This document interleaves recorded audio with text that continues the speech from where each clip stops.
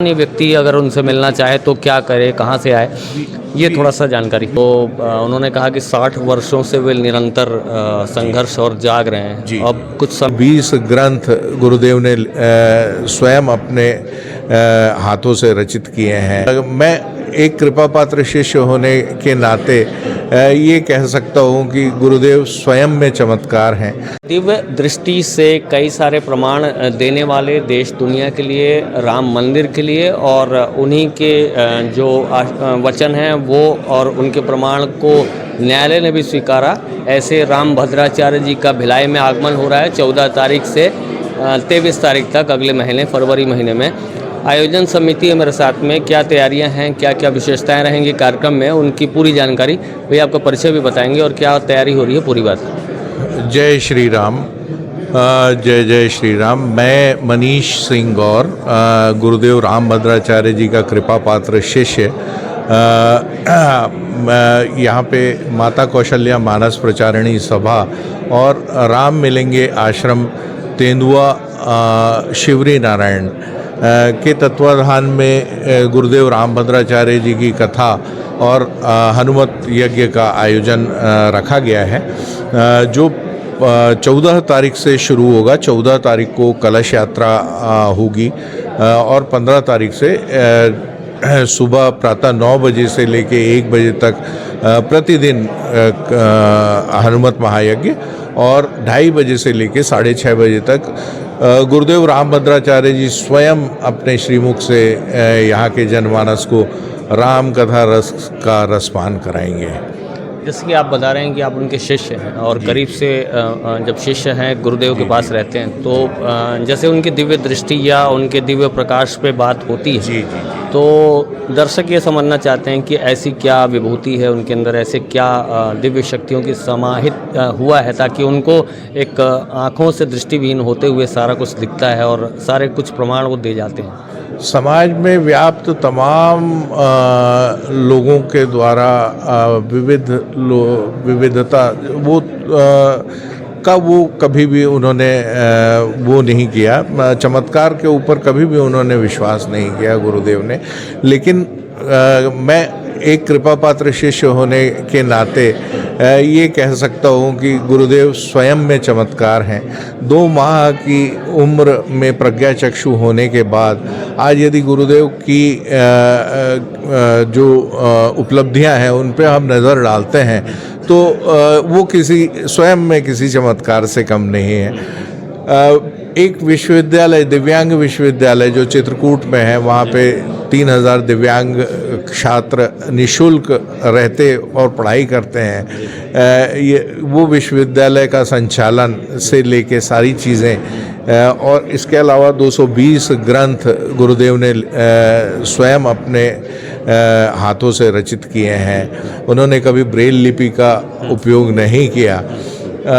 80 से अधिक काव्य और भाष्य उन्होंने लिखे हैं।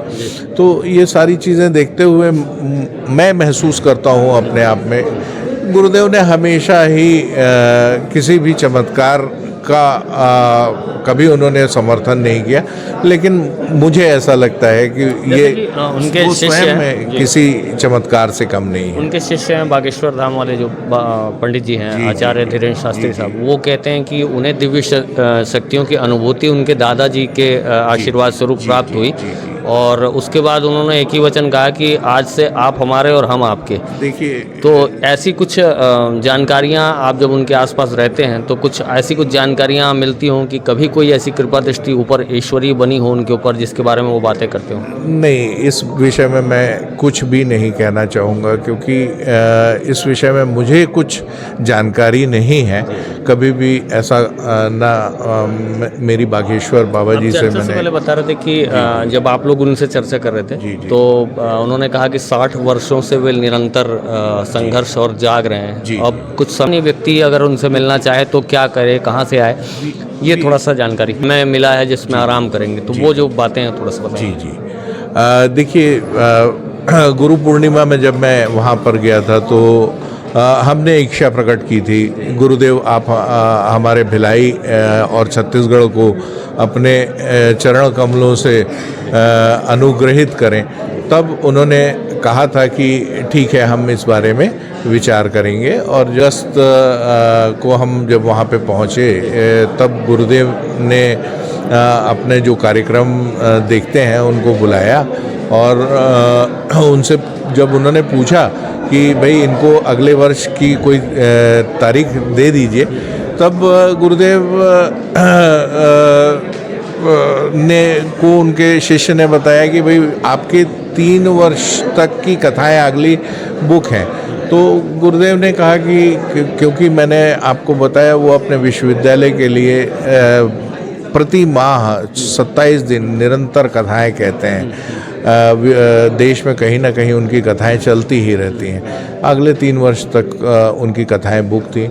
ये हमारा सौभाग्य था कि उन्होंने जो रामलला के प्राण प्रतिष्ठा के बाद उन्होंने 1 माह अपने लिए विश्राम के लिए समय रखा हुआ था, उसमें से उन्होंने 10 दिन का समय हमको दिया।